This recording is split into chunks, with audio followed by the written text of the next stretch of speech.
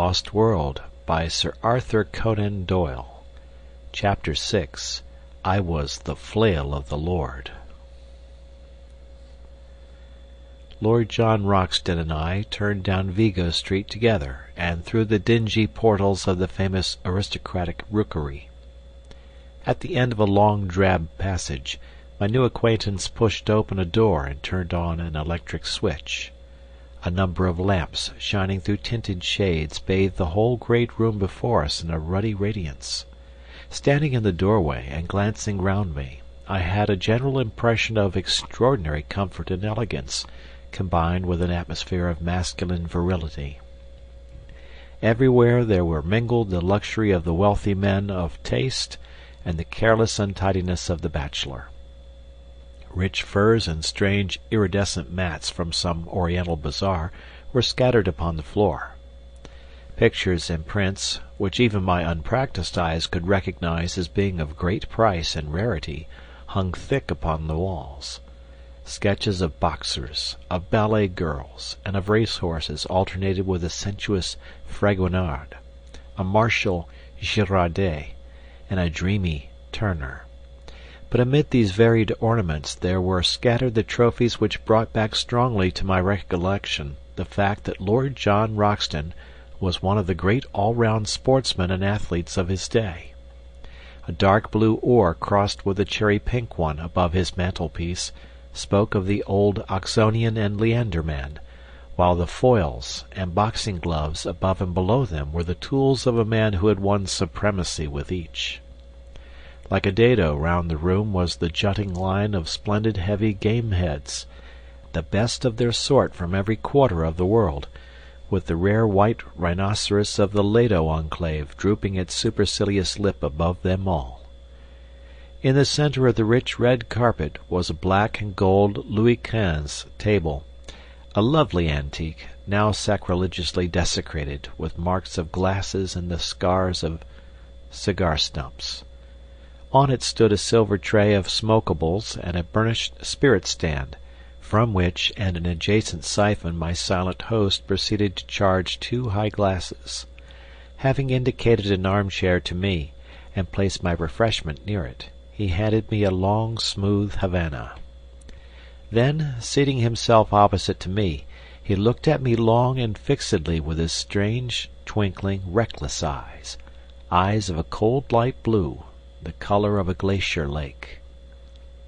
Through the thin haze of my cigar smoke I noted the details of a face which was already familiar to me from many photographs: the strongly curved nose, the hollow, worn cheeks, the dark, ruddy hair, thin at the top, the crisp, virile moustaches, the small aggressive tuft upon his projecting chin. Something there was of Napoleon III, something of Don Quixote, and yet again something which was the essence of the English country gentleman, the keen, alert, open-air lover of dogs and of horses. His skin was of a rich flower-pot red from sun and wind. His eyebrows were tufted and overhanging, which gave those naturally cold eyes an almost ferocious aspect, an impression which was increased by his strong and furrowed brow. In figure he was spare, but very strongly built. Indeed, he had often proved that there were few men in England capable of such sustained exertions. His height was a little over 6 feet, but he seemed shorter on account of a peculiar rounding of the shoulders. Such was the famous Lord John Roxton as he sat opposite to me, biting hard upon his cigar and watching me steadily in a long and embarrassing silence. "Well," said he at last, "we've gone and done it, young fellow my lad." This curious phrase he pronounced as if it were all one word, young fellow me lad. "Yes, we've taken a jump, you and me, and I suppose now that when you went into that room there was no such notion in your head, what?" "No thought of it." "The same here, no thought of it. And here we are, up to our necks in the tureen. Why, I have only been back 3 weeks from Uganda, and taken a place in Scotland, and signed the lease and all. Pretty goings on, what?" How does it hit you?" "Well, it is all in the main line of my business. I am a journalist on the Gazette." "Of course. You said so when you took it on. By the way, I've got a small job for you, if you'll help me." "With pleasure." "Don't mind taking a risk, do you?" "What is the risk?" "Well, it's Ballinger. He's the risk. You've heard of him?" "No." "Why, young fella, where have you lived? Sir John Ballinger is the best gentleman jock in the North Country. I could hold him on the flat at my best, but over jumps he's my master. Well, it's an open secret that when he's out of trainin' he drinks hard. Striking an average, he calls it. He got delirium on Tuesday, and has been raging like a devil ever since. His room is above this. The doctors say that it is all up with the old dear, unless some food has got into him, but as he lies in bed with a revolver on his coverlet, and swears he will put 6 of the best through anyone that comes near him, there's been a bit of a strike among the serving men. He's a hard nail, is Jack, and a dead shot too, but you can't leave a Grand National winner to die like that, what?" "What do you mean to do, then?" I asked. "Well, my idea was that you and I could rush him. He may be dozin', and at the worst he can only wing one of us, and the other should have him. If we can get his bolster cover round his arms, and then phone up a stomach pump, we'll give the old dear the supper of his life." It was a rather desperate business to come suddenly into one's day's work. I don't think that I am a particularly brave man. I have an Irish imagination which makes the unknown and the untried more terrible than they are.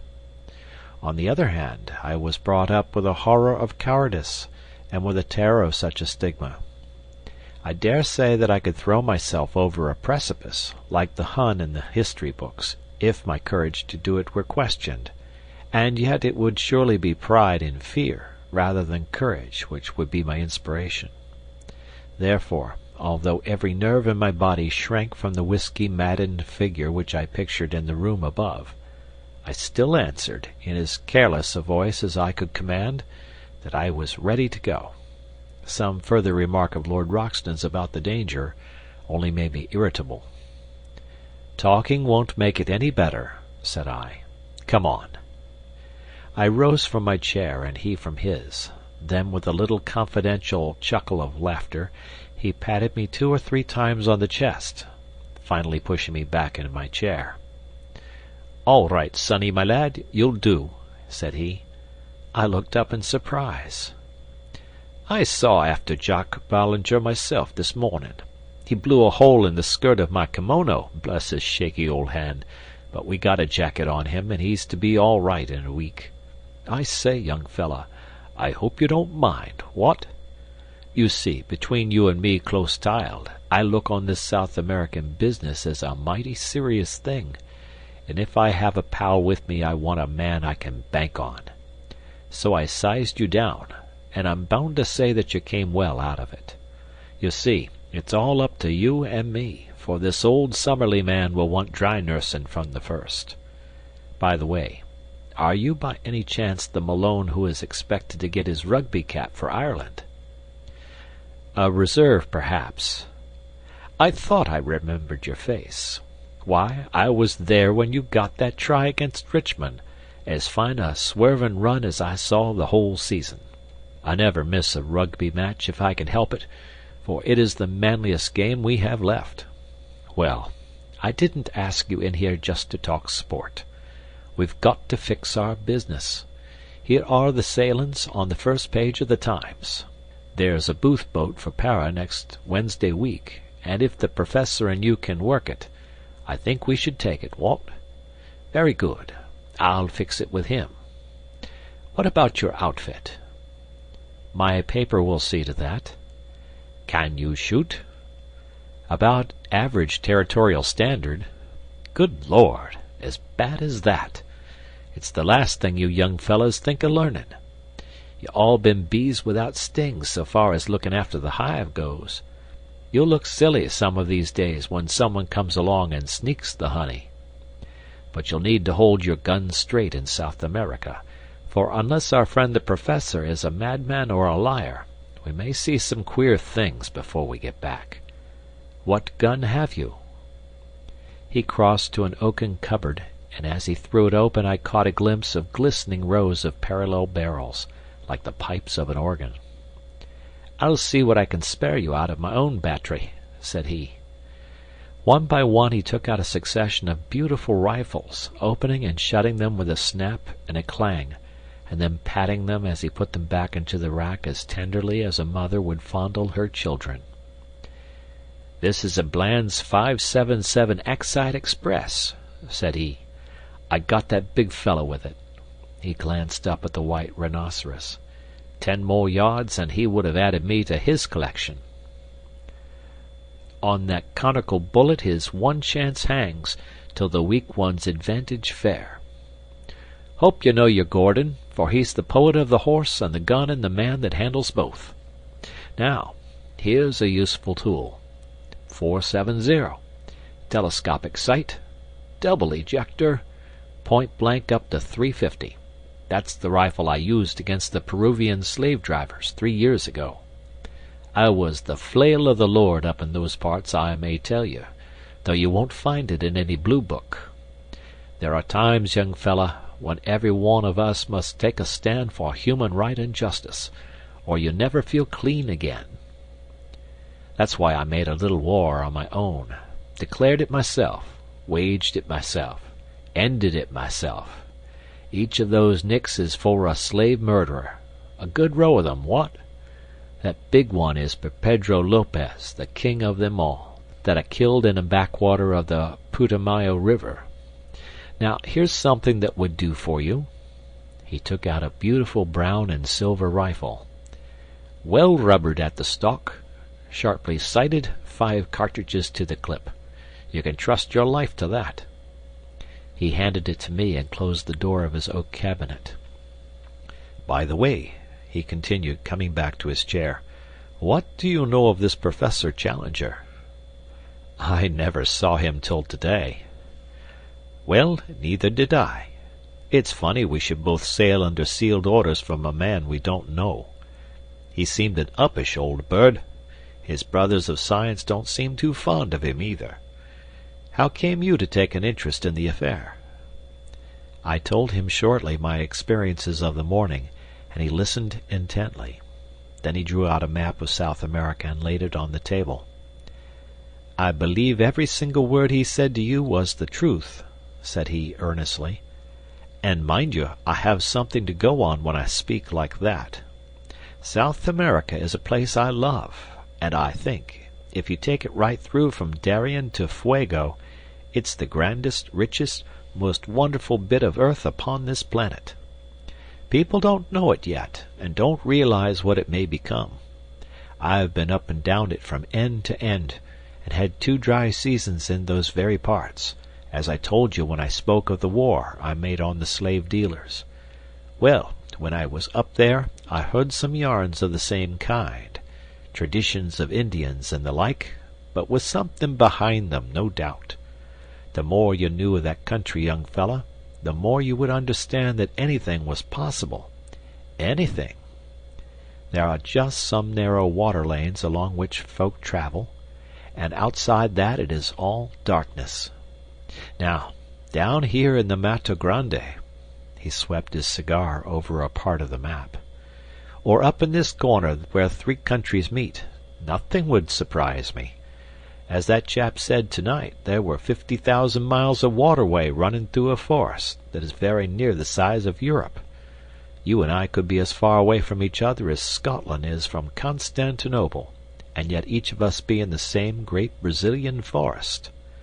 Man has just made a track here and a scrape there in the maze. Why, the river rises and falls the best part of 40 feet, and half the country is a morass that you can't pass over. Why shouldn't something new and wonderful lie in such a country? And why shouldn't we be the men to find it out? Besides," he added, his queer, gaunt face shining with delight, There's a sporting risk in every mile of it. I'm like an old golf ball. I've had all the white paint knocked off me long ago. Life can whack me about now, and it can't leave a mark. But a sporting risk, young fella, that's the salt of existence. Then it's worth living again. We're all getting a deal too soft and dull and comfy. Give me the great wastelands and the wide spaces, with a gun in my fist and something to look for that's worth finding. I've tried war and steeplechasing and aeroplanes, but this hunting of beasts that look like a lobster supper dream is a brand new sensation. He chuckled with glee at the prospect. Perhaps I have dwelt too long upon this new acquaintance, but he is to be my comrade for many a day, and so I have tried to set him down as I first saw him, with his quaint personality and his queer little tricks of speech and of thought. It was only the need of getting in the account of my meeting which drew me at last from his company. I left him seated amid his pink radiance, oiling the lock of his favorite rifle, while he still chuckled to himself at the thought of the adventures which awaited us. It was very clear to me that if dangers lay before us, I could not in all England have found a cooler head or braver spirit with which to share them. That night, wearied as I was after the wonderful happenings of the day, I sat late with McArdle, the news editor, explaining to him the whole situation, which he thought important enough to bring next morning before the notice of Sir George Beaumont, the chief. It was agreed that I should write home full accounts of my adventures in the shape of successive letters to McArdle, and that these should either be edited for the Gazette as they arrived, or held back to be published later, according to the wishes of Professor Challenger, since we could not yet know what conditions he might attach to those directions which should guide us to the unknown land. In response to a telephone inquiry, we received nothing more definite than a fulmination against the press, ending up with the remark that if we would notify our boat, he would hand us any directions which he might think it proper to give us at the moment of starting. A second question from us failed to elicit any answer at all, save a plaintive bleat from his wife to the effect that her husband was in a very violent temper already, and that she hoped we would do nothing to make it worse.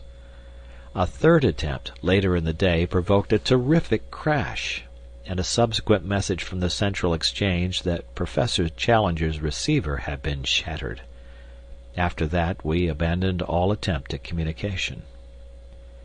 And now, my patient readers, I can address you directly no longer. From now onwards, if indeed any continuation of this narrative should ever reach you, it can only be through the paper which I represent. In the hands of the editor I leave this account of the events which have led up to one of the most remarkable expeditions of all time, so that if I never return to England there shall be some record as to how the affair came about. I am writing these last lines in the saloon of the Booth liner Francisca, and they will go back by the pilot to the keeping of Mr. McArdle. Let me draw one last picture before I close the notebook, a picture which is the last memory of the old country which I bear away with me. It is a wet, foggy morning in the late spring. A thin, cold rain is falling. 3 shining mackintoshed figures are walking down the quay, making for the gangplank of the great liner from which the Blue Peter is flying. In front of them a porter pushes a trolley piled high with trunks, wraps, and gun cases. Professor Summerlee, a long, melancholy figure, walks with dragging steps and drooping head, as one who is already profoundly sorry for himself. Lord John Roxton steps briskly, and his thin, eager face beams forth between his hunting cap and his muffler. As for myself, I am glad to have got the bustling days of preparation and the pangs of leave-taking behind me, and I have no doubt that I show it in my bearing. Suddenly, just as we reach the vessel, there is a shout behind us. It is Professor Challenger, who had promised to see us off. He runs after us, a puffing, red-faced, irascible figure. "No, thank you," says he.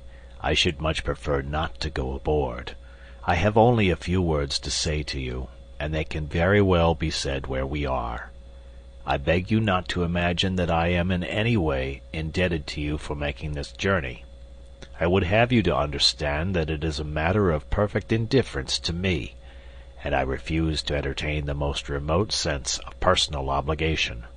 Truth is truth, and nothing which you can report can affect it in any way, though it may excite the emotions and allay the curiosity of a number of very ineffectual people.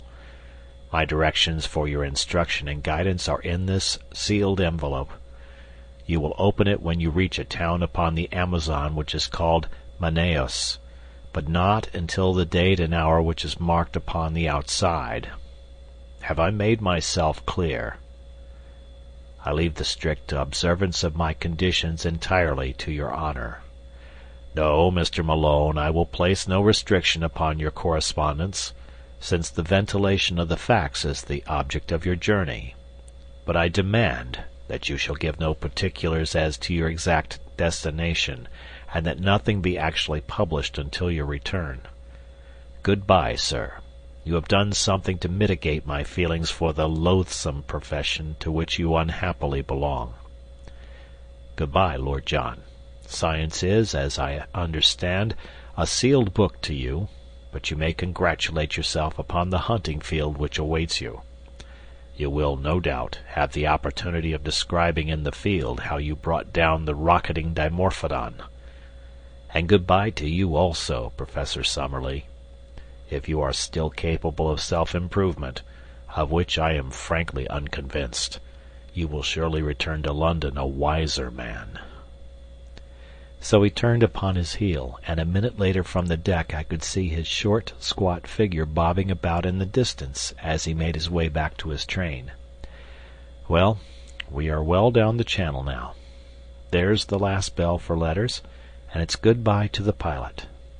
We'll be down hull down on the old trail from now on. God bless all we leave behind us, and send us safely back. End of chapter.